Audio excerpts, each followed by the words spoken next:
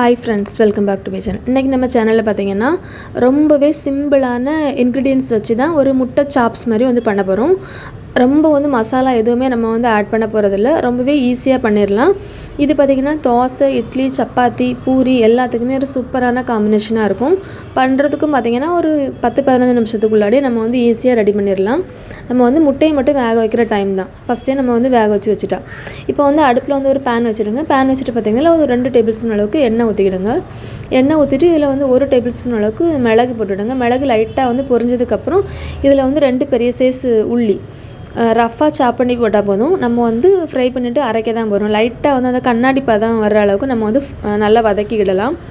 இப்போ பார்த்திங்கன்னா நல்லா வதக்கியாச்சு. வதக்குனதுக்கப்புறம் பார்த்திங்கன்னா ஒரு 5 பல்லு பூண்டு, ஒரு துண்டு இஞ்சி லைட்டாக இடித்து போட்டுருங்க. லைட்டாக இதை வதக்கிடுங்க. போட்டுட்டு இது லைட்டாக வதங்கினதுக்கப்புறம் பார்த்திங்கன்னா 2 பெரிய சைஸ் தக்காளி அதையும் கட் பண்ணி போட்டுட்டு அந்த கலர் லைட்டாக சேஞ்ச் ஆகணும்.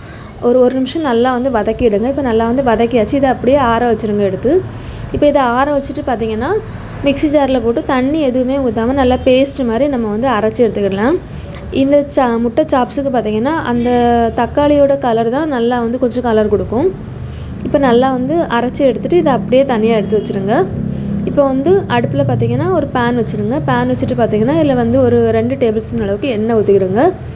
எண்ணெய் ஊற்றி நல்லா சூடானதுக்கப்புறம் பார்த்திங்கன்னா இதில் ஒரு 1/2 டீஸ்பூன் அளவுக்கு ஜீரகம் போட்டுவிடுங்க. ஜீரகம் போட்டு லைட்டாக வெடித்ததுக்கப்புறம் கொஞ்சமாக கருவேப்பிலை போட்டுவிடுங்க. கருவேப்பிலையும் போட்டு நல்லா வெடித்ததுக்கப்புறம் நம்ம ஆல்ரெடி அரைச்சி வச்சுருந்த மசாலா, அந்த தக்காளி, உள்ளி எல்லாமே அதை இதில் போட்டுருங்க. இது போடும்போது பார்த்திங்கன்னா அடுப்பை சிம்மில் வச்சுருங்க. ஃபஸ்ட்டு இந்த மசாலா நல்லா கொஞ்சம் பச்சை வாசனை போகிற அளவுக்கு லைட்டாக ஃப்ரை ஆகட்டும். இது கூடவே பார்த்திங்கன்னா ஒரு 1/4 டீஸ்பூன் அளவுக்கு மஞ்சள் பொடி, அப்புறம் இந்த மசாலாவுக்கு எந்த அளவுக்கு சால்ட்டு வேணுமோ அந்த அளவுக்கு சால்ட்டு போட்டுவிடுங்க. உங்களுக்கு காரம் இன்னும் அதிகமாக வேணுங்கிற மாதிரி இருந்துச்சுன்னா இதில் ஒரு 1/2 டேபிள் ஸ்பூன் அளவுக்கு மட்டும் வத்தல் பொடி போட்டுவிடுங்க.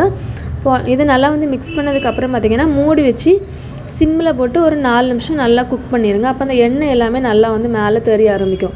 இப்போ பார்த்திங்கன்னா நல்லா தெரிய ஆரம்பிச்சிருக்கு. இப்போ எல்லாத்தையும் சேர்த்து நல்லா மிக்ஸ் பண்ணிடுங்க.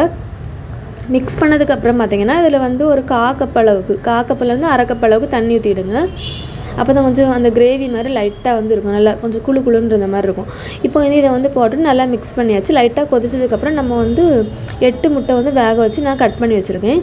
இதையும் போட்டுட்டு பார்த்திங்கன்னா ரொம்ப மிக்ஸ் பண்ண வேண்டாம். ரொம்ப மிக்ஸ் பண்ணும்போது முட்டை எல்லாமே நல்லா பிரிஞ்சு போன மாதிரி இருக்கும்.